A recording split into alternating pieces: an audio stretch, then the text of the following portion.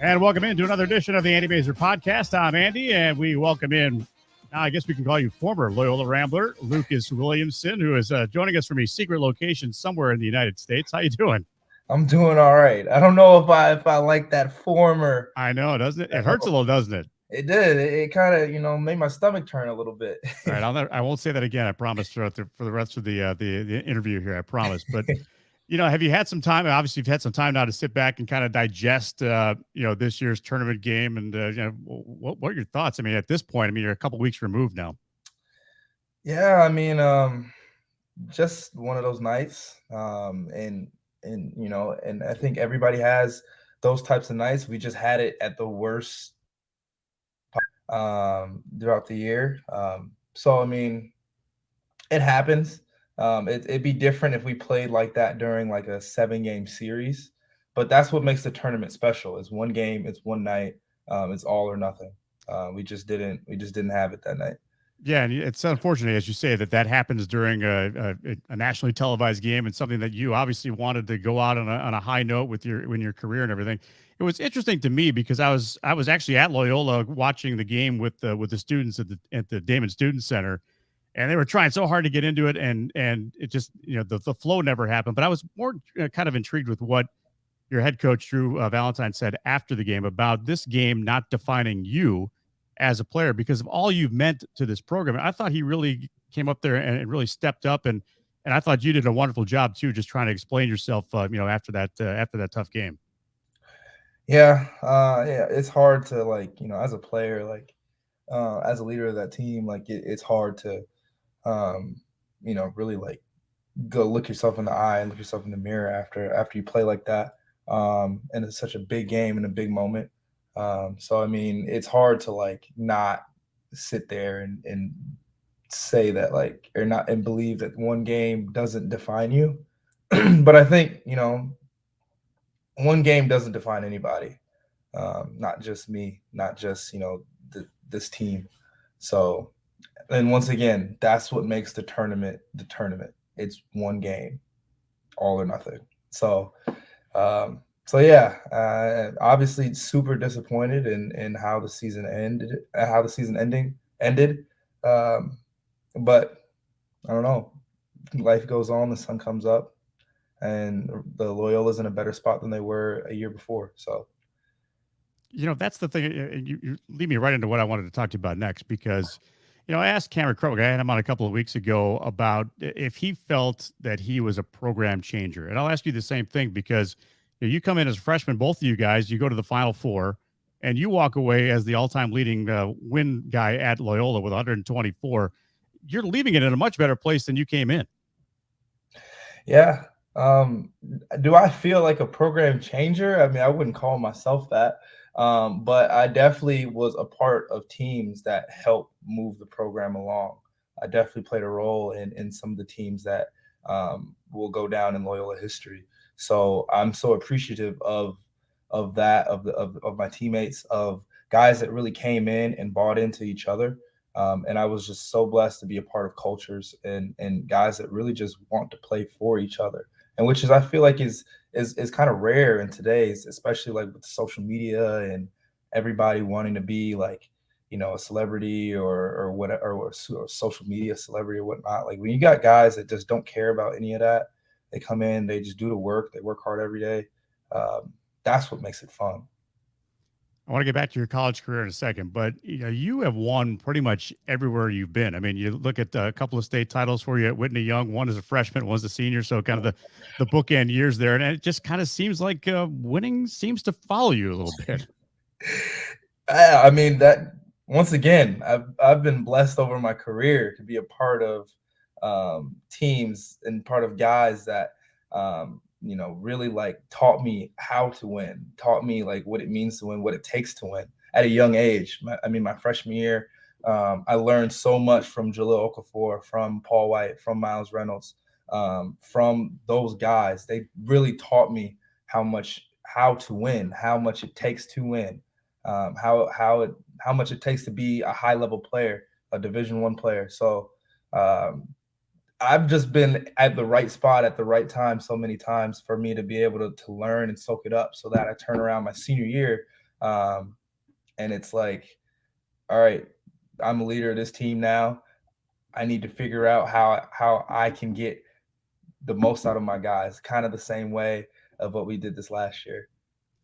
But you hit on it too, because you have to be willing as a younger player and a guy coming in to be willing to, as we say in our business to interns, keep the mouth closed, keep the ears open. I mean, you have to really do that. Yeah, and I think there's nothing wrong with that. I don't see anything wrong with that. I see that as a bonus. Like if you get to sit here, you get to learn from guys that have won, that have success. And even like in my freshman year with Jaleel Okafor, like that's where I wanted to be. He was the number one player in the country. He was getting drafted in 2 years. Like, why wouldn't I learn from him? Why wouldn't I soak up all the information that I possibly could from him? I didn't care if I wasn't playing a lot my freshman year. I played barely anything my freshman year on varsity. But I just wanted to be around. I just wanted to be in the room. I just wanted to watch his antics, his work ethic, and I picked up on every little thing that I could. And that kind of started to shape you a little bit as a leader. Now, I want to go back to a story that I read about you and heard about you during your Loyola recruitment about telling Coach Moser at that point that you took your Whitney Young team to watch the 2016 Chicago Cubs World Series victory parade because you wanted to show your teammates what winning was all about and what it could feel like. And how did you decide, of all things, to go and do that? Yeah, I think that's Coach Moser's favorite story about me. He's told me that story over and over again. But like, yeah, so my going into my senior year was 2016. I think that was when the Cubs won the World Series, and obviously, like it was a big deal in the city. And they had that parade, and I wanted my team to be around winning. I wanted it to like because when you're a part of it, like even if you're like if you don't even follow baseball, but like if you just went to the parade, like there's just good energy there, just like it's winning energy. So I just wanted my teammates to be around that and say like, hey, we win state, like this could be us. Obviously, no, not. I mean, we haven't. They waited 100 and something years for this, so it's a little different. But like this would be like us to our families, to our school, to our friends. Like it'll be the same thing, just like that. Um, so yeah, I mean it's funny that story comes up a lot because yeah, I just wanted us to envision that going forward. So it does beg the question, Cubs or Sox? Oh, my teammates are gonna kill me on this one because, um, you know, so I grew up a Sox fan, and actually, like, there's a lot of my friends are gonna make fun of me for this. I grew up a Sox fan. All right, so like 2005, like, or was it 2006? 05. Right, yeah, I was right. I know what I'm talking about. 2005, the Sox win. Like I was a Sox fan growing up. Like Jermaine Dye, like all those guys back then. Like I loved the Sox. Then I stopped following baseball for like the span of 6 years until the Cubs started winning games. And I was like, oh, I'll just hop on the bandwagon because Yeah, why not? I'm from Chicago. You can do that. I didn't know that was like a big no-no. I mean, I hadn't followed baseball for like 6 years. And then I was a Sox fan for a little bit. And then the Sox got rid or I was a Cubs fan for a little bit. And then the Cubs got rid of all my favorite players. And I was like, okay. And then the Sox invited me to throw out the first pitch. So I was like, all right, no, now I have to be a Sox fan again. And I'm from the South Side. So it's like I have to be a Sox fan. So I'm gonna go with Sox. Okay. Hey, fair enough. And, I think that there are some that will agree with you that you can be both. There's some that are pretty steadfast in saying, nope, you got to pick one or the other. But like you said, you're from Chicago. It's okay. I'm from Chicago. Like I grew up out south, but then I moved up north and live in Rogers Park. Like I was like, all right. That's okay. That's all right. I don't want to put you on the spot too much here, but okay, now we got that out of the way, so we can move on now. Yeah, that feeling you got at the parade. I'm curious what your mindset was in 2018. You guys are going to the Final Four, and being here in Chicago and being part of the media and just watching how everybody grasped onto that story, and how much of a feel good it was just for everybody. I mean, the Blue Cross Blue Shield building downtown near Grant Park was lit up with Go Ramblers. I mean, you guys were obviously not here, but you were picking up on it, weren't you? Yeah, I mean, I saw all of it because I grew up here. and my friends and family, and they were all like, "Yeah, I saw you on a billboard," or "Hey, like look at the Sears Tower, it's lit up in Ramblers colors." So like that moment in time is always gonna like, make me smile just because like just seeing how the city like rallied behind us. And I always say this too, like in the media, you hear so much negativity about Chicago and the violence and all of like the bad things about Chicago that happen. For me to be a part of something that can shine a positive light, and me to be from Chicago and show people that hey, like we do other things too. Like there's a lot of talent, there's a lot of good things that happen here that might not make the media. For me to be a part of that just makes me feel a lot better. Just makes me feel like I shine the light on something, um, that a positive story about the city that I love so much. Yeah, I know we talked earlier about being a program changer and things, those kind of things, but it's hard to argue with the fact that you've gone to three NCAA tournaments in 5 years with a program that hadn't been on the map in such a long time. That maybe it's not you personally and not you alone. And I know you'll say that because you're a big team guy, but I mean there is something there. Yeah, just an incredible blessing. Like, yeah, it gives me chills just even thinking about like 3 out of 5, and coming from a conference that only more normally only gives up one tournament berth. I mean, it's super hard to make the tournament. I don't think that's what people don't realize that unless you really follow a team like throughout the entire year. Like it's super hard to even get there. And just for me to be able to just make three, to live out a childhood dream of mine, um, just a blessing. Just a blessing. Now, I'd imagine each of the experiences were a little different because you got a little older and you knew what to kind of expect the second time, and then the third time, obviously. But that first time had to be like, "Whoa, this is kind of cool." I come in here and hey, we're going to the Yeah, Final Four. right. I mean, what a way to introduce yourself to college basketball. I mean, by the end of my freshman year, I was like, "Oh, we can do this every year." But like the thing that I say about that is like my freshman year, like I really didn't understand how hard like it really was to get to that point until we lost my sophomore year. Then I was kind of like, "Oh snap!" Like we my whole freshman year, we do that, we get to the Final Four. Okay, cool. Like 3 weeks later, we're already working out. We're working on the next season. All right. Sophomore year hits. I break my hand twice. Like I deal with a whole bunch of adversities. We get to the end, and I'm like, all right, I broke my hand twice. Like I coming back. We have the player of the year and Marcus Towns that year. Like, all right, we're gonna win out and we're gonna make it to the tournament. Boom, we lose. Like, and that was it. No tournament. We went to the NIT and lost in first round. Like, and then I was like, oh, this is kind of hard. Like, this is what we did that freshman year might have been a little special. And then, as the years go on, and then we make it back last year, going to the Sweet 16, and then lose to Oregon State, and then even this year, like I knew going in that it's super hard to get to the Final Four, super hard. And to be a part of a team that did that, that's just gonna live on with me forever. It's hard to watch this year's tournament, and St. Peter's gets eliminated. They're the 15 seed. They're the big story. It's kind of hard not to think back to what you guys did that freshman year because you kind of came out of nowhere. You guys believed it. I know that from being around it every once in a while, and I did a couple of your games that year. But I knew you guys believed in it, but no one else really knew who you guys were. Yeah. And I think people forget about that season and the season that we had that year. Like the people that followed basketball knew who we were, like people that follow college basketball closely, which is why we got an 11 seed. I think St. Peter's was a 15 seed this year. I'm not taking anything away from St. Peter's. They did what they did this year. But like we had beat Florida, who was a top 3 team in the nation at the time that we had played them. Like we had like good wins. Like we were on the borderline of getting nationally ranked that year, before we lost to Milwaukee.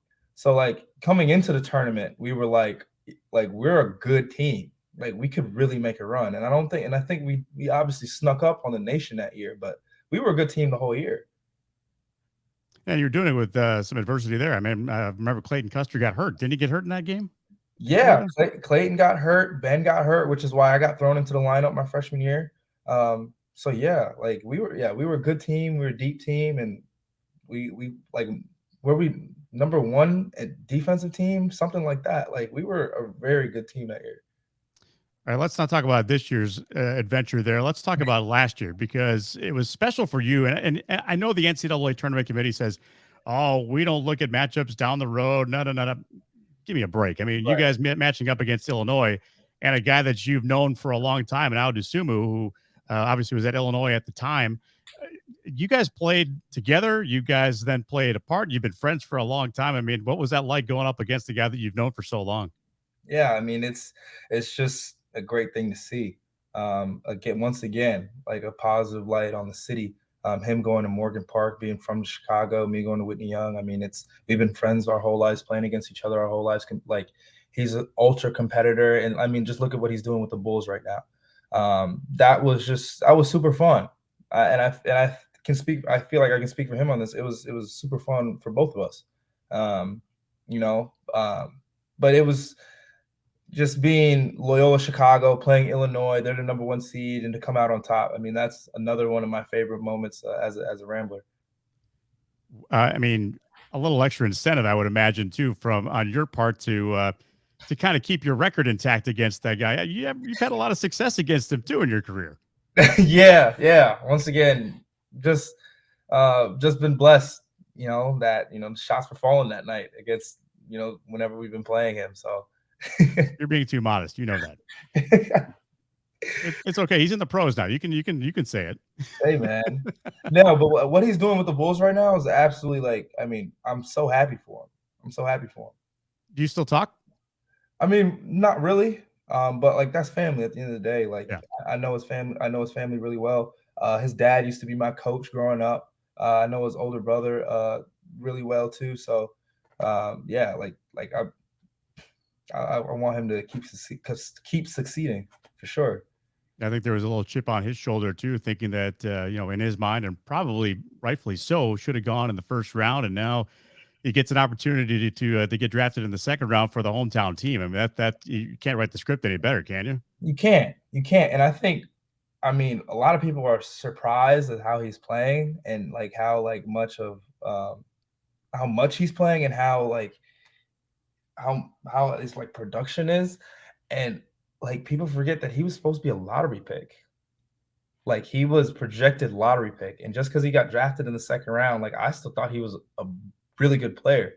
So now that he's playing like a lottery pick, people are like, "Oh my god, who was this guy that got drafted in the second round?" I'm like, "Bro, he was supposed to be a lottery pick to begin with." So like it doesn't surprise me what he's doing out there, and I know he's been working out his whole life for it. So All right, we'll get back to basketball on the court here in just a second, but I need to talk to you about the Loyola project, that great production. Now, I sat down. It's a 2-hour production. I sat down intending to watch the first half, going about my day, coming back and watching the second half. And by the time I was being called to dinner by my fiance, I was like, "Wait a minute! I only got 20 minutes left." I mean, it was one of those kind of things. I could not put the remote. I couldn't put it down because it was just so. It was great. I had a chance to work with Jerry Harkness a few times, doing some radio games early in my career with Loyola, and I thought back to my times with him, and then compared it to what you guys were talking about in the production, and it was spot on because what a tremendous human being, what a great loss for not just the Rambler community, but for basketball in general and just the world. hmm yeah, I mean Jerry, the things that he stood for, um, the adversities that he faced in his life, and the successes that he's had, will live on in Loyola history. But more importantly than that, just the type of person that he was. Every time I saw him, he always had a smile on his face. Him, Miss Harkness, who has become like a second mom to me. Just a tremendous loss for the Loyola community, for the world, like you said. But yeah, I just hope that I was able to do his story justice in the story, because I feel like that's a big part of his legacy. I think a lot of people that will watch it with a little bit of an understanding about what that 1963 team was all about, and they'll look at it and they'll say, "Well, wait a minute, I thought Glory Road was the big game there," and da da da. And in fact, it wasn't, and it wasn't as publicized. But now I think you guys have shined some light on the fact that these guys were the pioneers, and these guys were really going through a whole lot. Yeah, and wow, like I didn't even know all of the ins and outs of, up to their story when I first got here, like when I first signed on or started the project. Like obviously I knew the game change, and then I knew that they won a national championship. But beyond that, I didn't really know too much of what they went through away from the court. When you're watching a movie, it's like they had to deal with this, they had to deal with this, they had to deal with this, and then they had to come out and compete at a high level, and not just compete at a high level, but win a national championship, and then go to school. And then it's like these guys are like Iron Men, like well, Iron Men, right? Like Yeah. um, on and off the court. So it's just their story is a story that needs to be told. Yeah, and providing the narration, I'm sure too that there were some things that you saw in a script. You're like, whoa. I mean, even like you said, even being that close to Jerry, you were probably thinking, man, I didn't know that. I didn't know you. This is really interesting. And I think like in knowing some of those guys, and the way that they tell their side of the story, they tell it so like matter of fact, like so like this is just the way life was back then. And me looking back on it in 2022, it's kind of like I don't think that they even realize how much like that means to me. Like how much I see, like how much extra that would have taken me to come out and focus and play for a school and put on that jersey. You know what I'm saying? Because Yeah. I don't have to deal with that. I don't have to deal with those types of things because they went through that for me. But just it being a different era, and not even. And but the scary thing is that it wasn't that long ago. The '60s was only what, like 60 years ago. Like that's like, I mean, my dad was alive then. Like um, yeah, like it's like so much has changed since then, but we have so much farther to go. Do you see any when you're putting this together and you're getting to know things about Jerry Harkness? Did you see a lot of similarities between you and him? Because there's so many things that you could kind of look at. I mean, all the YMCA stuff, and then Mhm. just the fact that you're uh, the kind of the face of the program and a guard and all that kind of stuff. Yeah, I didn't see too many similarities until Patrick, the director of the film, came up to me and was like, "Hey, like you have a lot of similarities between you and Jerry. Like you said, he started playing at the YMCA. He started playing basketball at the YMCA. I started playing basketball at the YMCA. My mom worked there while I was growing up, so that was like the gym that I always went to. Him being the captain of the basketball team, me being the captain of this year's basketball team." Just me playing for Loyola, him playing for there's a lot of similarities between me and him, and I think that's why Patrick made the decision he asked me if I wanted to be the narrator. I was like, okay, like I just don't want to mess it up. You didn't mess it up. I think you did a great job. I mean, and I know that had to be a lot of work too. I mean, people think that that's such an easy thing to do, but there's certain ways you have to read things. There's certain ways you Yeah. have to really understand the material you're talking about as well. Yeah, I mean, for one, it's just the weight of what I'm talking about. It's not like I'm sitting here talking about like peaches and rainbows. Like I'm talking about things that are going to make people uncomfortable, and that's the whole point of the movie. Um, and obviously, there's like stylistic things that I had to like tweak and say and get used to, but it was really like the content of what I'm talking about. Um, and I think that yes, this is a story that happened in '63, but it's very relevant in today's world. I mean, I just read an article about how there's 42 states that are trying to or that have introduced a law or introduced a bill or like pass things into law that teachers in schools can't teach about racism if it makes people uncomfortable. And it's like, what good does that serve? Like, how are we supposed to grow? How are we supposed to learn if we can't talk about things that are uncomfortable? If we can't have these uncomfortable conversations, because that's what this movie is about. It's about having those uncomfortable conversations. It's about growth. It's about learning from the past. So I don't think there couldn't have been a more perfect time than for this movie to come out and for people to watch this movie and for people to talk about it. How proud are you of being associated with it, first of all? And then, second of all, how it's being received, not just in Chicago because of the Ramblers' connection to the city, but it's being played in arenas all across the country, and people are reacting the same way. Yeah, I'm super proud. I would have been super proud if I wasn't a part of directly involved with the project. Like if I had just been a student at Loyola, I would have been super proud to be associated with the story. Um, but for me to be actually directly involved, I mean, it just makes it that much more sweeter. But for me, it's just more about like getting the story out there, getting it in front of as many people as we can, getting people to talk about it. Um, because we've been talking about, like it's really an emotional movie. It'll really challenge you, um and no matter what background, white, black, Latino, like whatever you are, it's going to challenge you, um and how you see the world and how you see other people, and and that's what how growth happens. Growth doesn't happen by sitting in comfortable bubbles. Growth happens by going out, experiencing the world, going out, seeing other people, seeing other cultures, and then coming together and having those tougher conversations. Because that's how growth happens.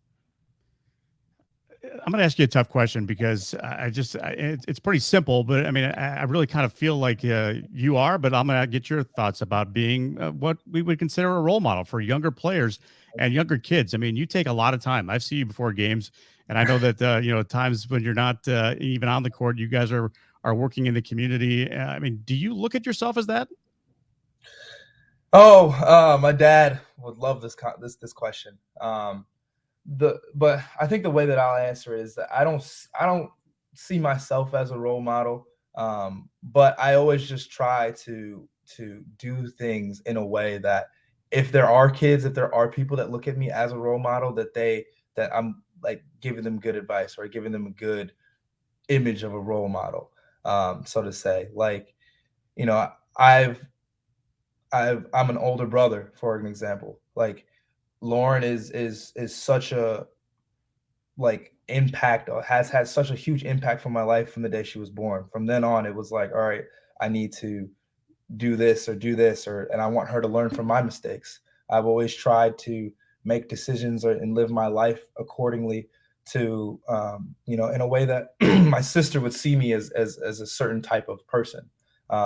So ever since then, ever since my sister was born, I always tried to live my life in a certain type of way so that my sister first would see me as a certain type of individual, a certain type of person that she could have something that she can learn from, or somebody that she can learn from. Now, and if other people are doing that now growing up, then that's just that much sweeter.